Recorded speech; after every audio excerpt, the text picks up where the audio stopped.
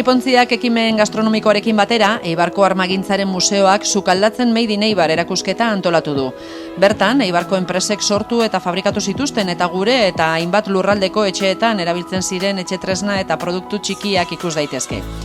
Gasesko sukaldeak, tostagailuak, kafeterak eta Eibarren egindako beste hainbat etxeko tresna txiki sartu ziren etxeetan 60. hamarkadako enpresari eta beharginen argitasunari esker. Horrela, besteak beste, Bog, Arizaga, Solak, Jata, Industria Zalbizuri, Aitor, Industria Salzuka edo Irazolako produktuak ikus daitezke garaiko material grafiko eta publizitarioarekin batera. Portaleako 5. pisuan dago erakusketa abenduaren batera arte.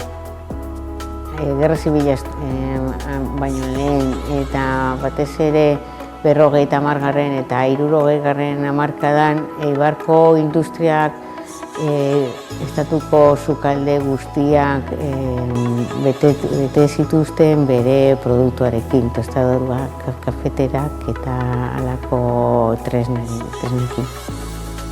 Egun hauetan portaleara gerturatzen direnek Eibarko tailerretan egindako eta kasu batzuetan Eibarko firmek patentatutako etxeko tresna sorta handia ikusi ahal izango dute. Erakusketa abenduaren batera arte egongo da zabalik. Bisitak doakoak eta gidatuak dira 20 lagunen taldeentzat, arratsaldeko 5 euskeraz eta 6 gaztelaniaz.